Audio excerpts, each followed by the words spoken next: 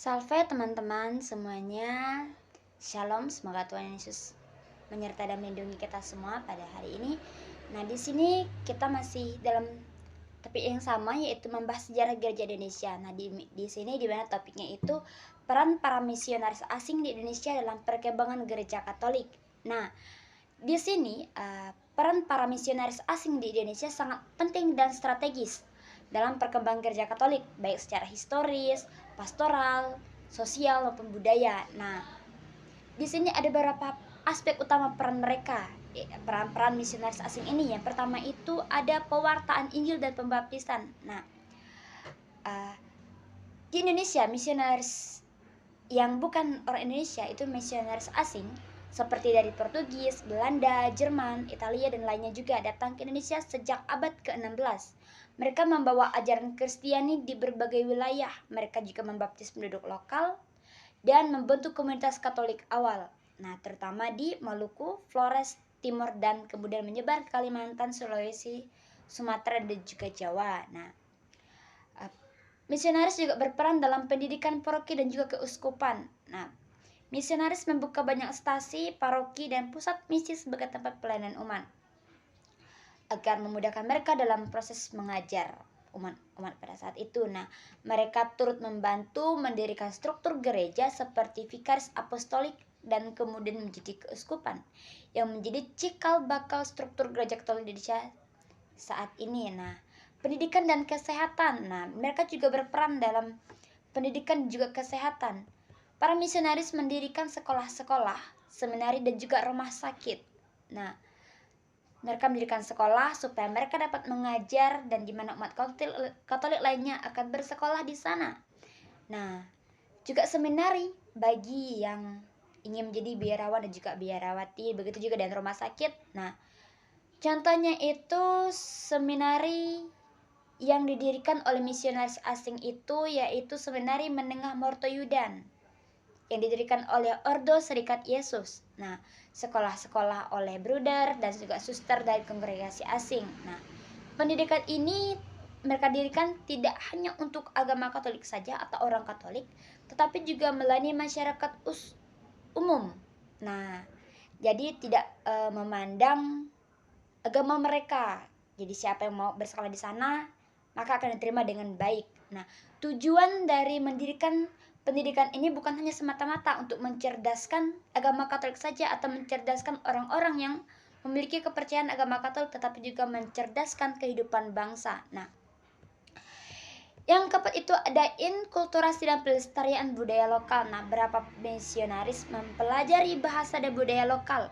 Mereka menerjemahkan kitab suci dalam berbagai bahasa daerah, misalnya oleh Pater Antone B. SVD dari Flores. Nah, mereka menghargai adat istiadat dan menggabungkannya di dalam liturgi, membantu menciptakan gereja Katolik di yang berwajah Indonesia. Nah, misionaris asing juga berperan dalam pembinaan umat Katolik lokal. Nah, mereka mendidik dan membimbing calon iman lokal, membentuk katekis, guru agama dan tokoh umat. Jadi mungkin ada yang mengatakan kalau katekis sama guru agama itu berbeda. Tapi katekis itu belum tentu guru agama, tapi kalau guru agama itu sudah pasti menjadi katekis. Nah, pada akhirnya, hal ini yang menjadi fondasi penting bagi kemandirian gereja Katolik setelah masa kemerdekaan. Nah, setelah mendirikan pendidikan, mendirikan rumah sakit dan juga seminari, mereka juga berperan dalam pelestarian inkulturasi budaya lokal. Mereka juga melakukan pembinaan iman dan kepemimpinan lokal. Nah, mereka mendidik dan membimbing calon iman lokal atau calon pastor, membentuk katekis, guru agama, dan tokoh umat. Nah, hal ini menjadi fondasi penting bagi Indonesia.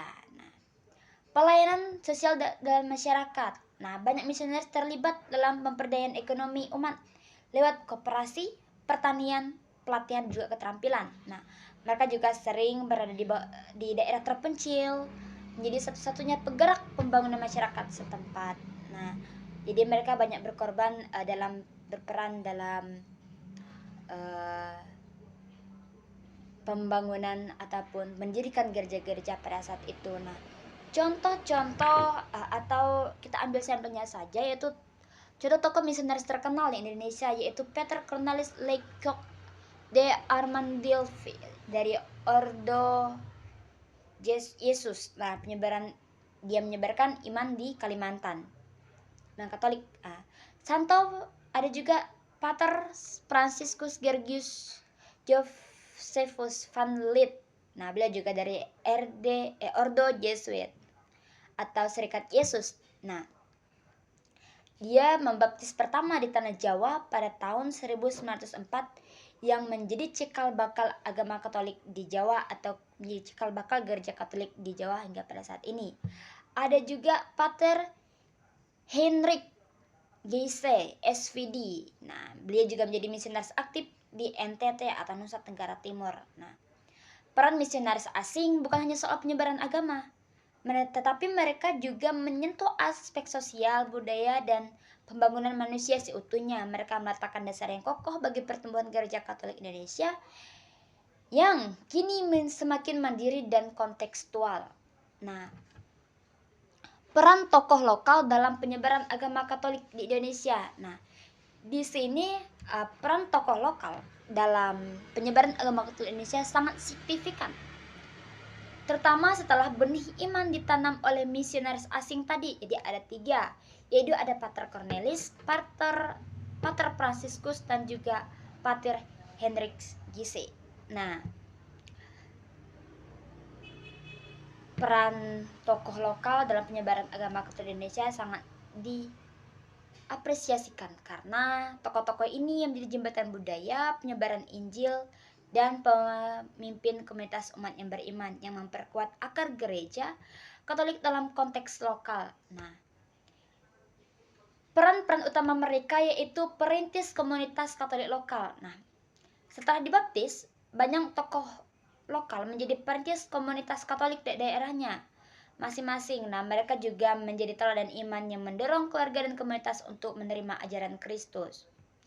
Contohnya itu seperti Raden Mas Joseph Sorakusumo di Jawa, menjadi salah satu bangsawan pertama yang dibaptis dan mendorong penerimaan umat Katolik di kalangan keraton atau kerajaan. Ada juga peran Seda di Flores menjadi tokoh Katolik awam yang berpengaruh dalam pemerintahan dalam masyarakat. Nah, yang kedua itu katekis dan pengajaran iman. Nah, banyak tokoh lokal menjadi katekis yang mengajarkan iman Katolik di desa-desa. Kadang bahkan sebelum pastor datang, mereka menjadi penghubung antara misionaris dengan masyarakat setempat, mengajar doa, mengajarkan liturgi, dan juga ajaran gereja lainnya atau yang sekarang disebut sebagai magisterium gereja. Nah, contohnya itu ada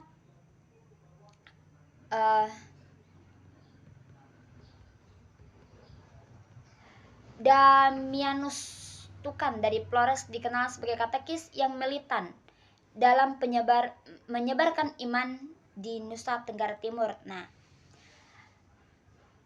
di sini mereka juga menjadi penerjemah budaya dan bahasa. Tokoh lokal membantu para misionaris memahami bahasa dan budaya setempat sehingga pewartaan Injil menjadi lebih kontekstual dan terima oleh masyarakat. Nah, mereka turut menerjemahkan doa, kitab suci, dan nyanyian liturgi ke dalam bahasa daerah supaya lebih dimengerti. Ya, mungkin ada yang belum paham bahasa Indonesia apalagi bahasa asing. Nah, contohnya yaitu katekis itu di Jawa di zaman Romo van Lith. Nah, menerjemahkan buku-buku doa ke dalam bahasa Jawa dan berperan dalam inkulturasi. Nah, di sini juga ada kepemimpinan awam dan penggerak sosial. Tokoh Katolik lokal berperan sebagai pemimpin umat, pendiri koperasi dan sekolah, dan juga kegiatan sosial berbasis gereja. Mereka menunjukkan bahwa iman Katolik tidak hanya hidup dalam gereja, tetapi juga berdampak bagi kehidupan sosial dan juga politik. Nah, contohnya katekis seperti Ignatius Joseph Kasimo, tokoh nasional sekaligus Katolik yang aktif di bidang politik, memperjuangkan nilai-nilai dan kemanusiaan. Yang kelima itu ada imam, biarawan, dan biarawati asal Indonesia. Nah, inkulturasi dan kemandirian imam dan religius adalah penting bagi pertumbuhan dan kemandirian gereja. Mereka menjadi wajah gereja Indonesia yang mampu berdiri sendiri tanpa bantuan dari luar. Nah,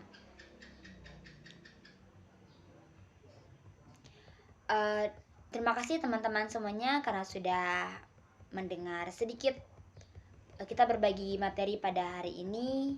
Semoga Tuhan Yesus membimbing dan melindungi. Salam damai sejahtera dan melindungi. Amin.